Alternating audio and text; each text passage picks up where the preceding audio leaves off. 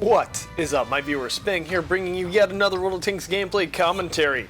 If you could, please forgive the poor audio quality. I'm trying to record this while on the go. If some of you have been following my previous life updates, I am currently still at Keesler in the recovery stages of my refractive eye surgery, which basically means I can see better now, but not now because my eyes are still healing. So I'm gonna see if I can do a little bit of commentary, a little bit of trying to be productive instead of just laying in bed all day trying to get my eyes to heal faster.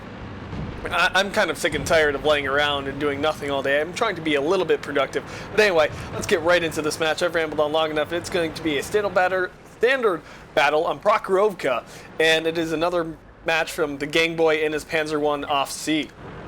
Now, if you don't know much about this tank, all you really need to know is it's a really fast light tank.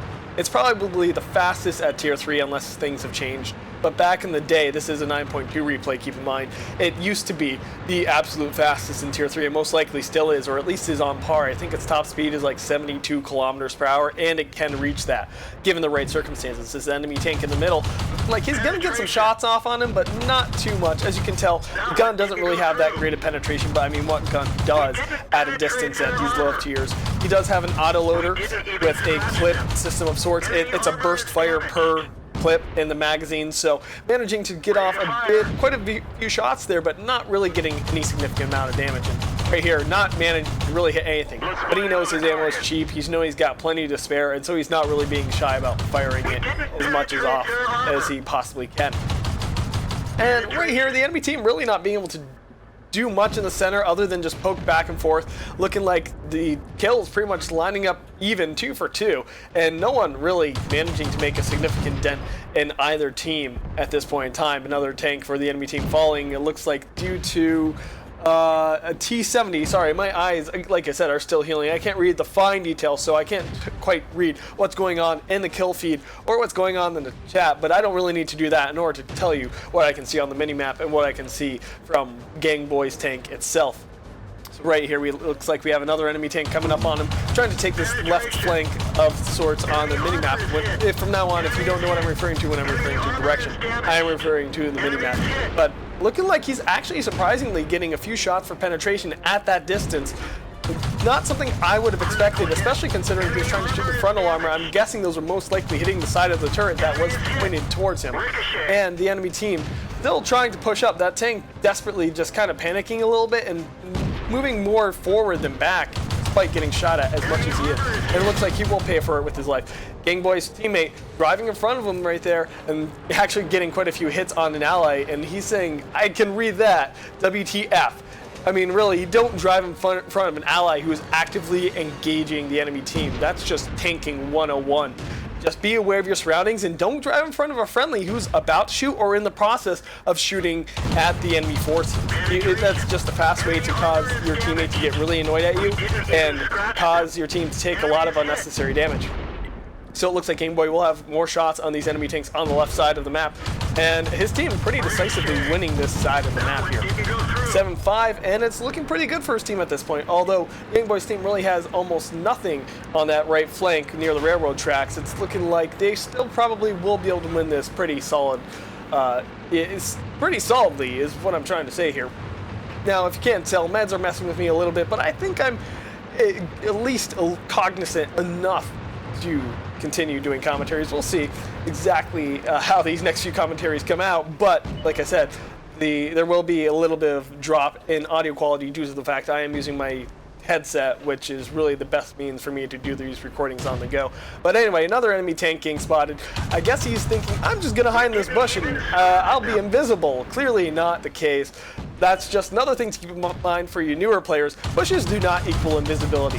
Looks like he's trying to get a shot on what appears to be that artillery piece, but definitely not going to be able to penetrate that at that distance. If I know my artillery outlines well enough, that was probably the T-57, the American artillery piece.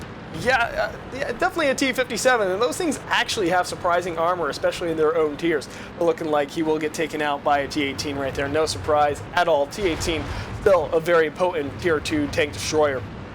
The rest of the enemy forces definitely looking like they're on this right side, mostly hugging the railroad tracks. Oop, got one right behind him, but it looks like he's choosing to ignore it for the moment in favor of just trying to rush down here. And it looks like enemy artillery trying to have something to say about that, despite there being only 2 of them left, or is it 1 of them? Yeah, nope, 2 of them. And there he is. That's exactly what he was hunting. That enemy artillery going for it, realizing he has the speed and the capability to kill.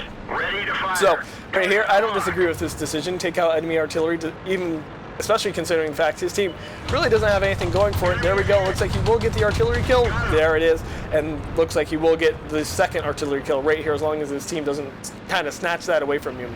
He does have to be cautious, though, because he is easily one-shottable for that if it managed to go tank destroyer mode on him. But it looks like he just desperately was trying to run away, even though that was a slim to 0% chance of happening. Friendly tank looking like he's getting a little annoyed at him. That was definitely a shot to his rear, and I'm not quite sure why, but that is certainly not good sportsmanship right here. Perfect side shot on this enemy tank, and it will be another kill. So that brings it up to kill number 3. Sorry I have to pull up that. Like I said, my vision is not the best at the moment, but continuing to just go on the rampage that he has been going on this entire match. Just dishing out all sorts of damage, firing left and right. And the enemy team really just kind of letting it happen, just sitting back very safely, not really so much concerned about their team as much as they are about their individual paint job. And right here, even spraying back and forth, that is spray and pray if I ever saw it. Man, this tank and this playstyle, that I know what I'm calling this match right now, just is so aptly named Spray and Pray. Just the fact that he is absolutely unloading everything he has into every single enemy vehicle. And there we go, 14-9. It's pretty much all but over. A very solid victory and a very well played match. You know, he pushed up when he saw the opportunity, and he held back when he wasn't sure what the enemy team had. And that's oftentimes what you have to do. You have to be aware of what the enemy team is doing and only push up when you think you have a strategic advantage to do so. That's not saying sit back until your team is absolutely losing, but just being aware of what the enemy team's doing so you can maneuver your tank appropriately, and I think he did just that in this match. But the enemy team looking like maybe trying to survive until that capture happens. This last tank trying to play it a little bit safe, and it looks like he's going for shots right on that hatch, and he's actually getting them at this distance. Little lower tier tanks, really not known for their accuracy at a distance. Normally higher tier tanks are going to have a better shot, but when you have that many bullets coming out of your gun, it's really just, I guess, no huge loss to just fire at will. But anyway, that's pretty much going to cut that right there. And let's see exactly how he did. Alright, earning himself Mastery Badge, Ace Tanker, and Confederate, as well as getting 5 kills. Yeah, it says 5 kills right there. I need to actually look and see. Yeah, 5 kills. So he was very close to what I call the 1-2 combo, the double whammy, whatever you want to refer to it as, but the very rare achievement of getting Confederate and Top Gun in the same match. It's a very hard thing to do. It requires a lot of skill and a lot of luck, but unfortunately just one away from getting that. Still, doing very well for himself, and just overall, the top damage did go to, where is it? Did go to him on his team, of course, but who got that high caliber, or if high caliber was even awarded, I'm not sure. But yeah, he definitely did the most damage overall, and by far, nearly 1,000 points of damage dealt there, having to barely be able to read that. And, you know, just earning, wow, he wasn't even running premium, so clearly just showing how well he was performing that match and his overall stats.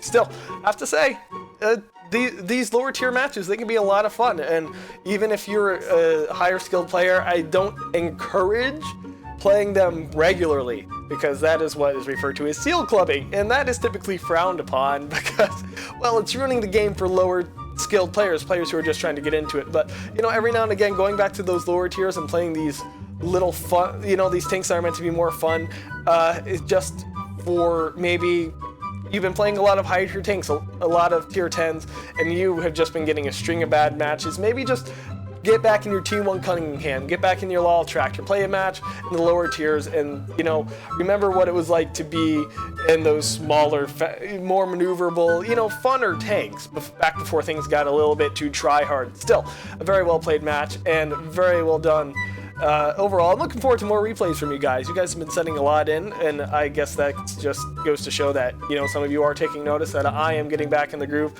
And, you know, being here recording this on my Logitech headset, it's my Logitech 430, not my better G35s, unfortunately, but it does kind of remind me of back in the day when I first got into World of Tanks recordings, when I was doing it with just a headset. And, you know, Sony Vegas Pro 9, now and just on completely different setups and really not having any idea what I was doing, but still, it's been a fun ride, and I look forward to at least a couple of years more of me doing this. As long as you guys keep sending me in stuff and I keep having fun doing it, I'm going to keep doing it. But anyway, until next time, if you like this video, click that like button. If you want to see more, subscribe. If you've got a replay, check the description below for instructions on how to submit. If you have suggestions for any way I can make my channel or videos better, please put them in the comments below. But this has been Spang, and I am signing off.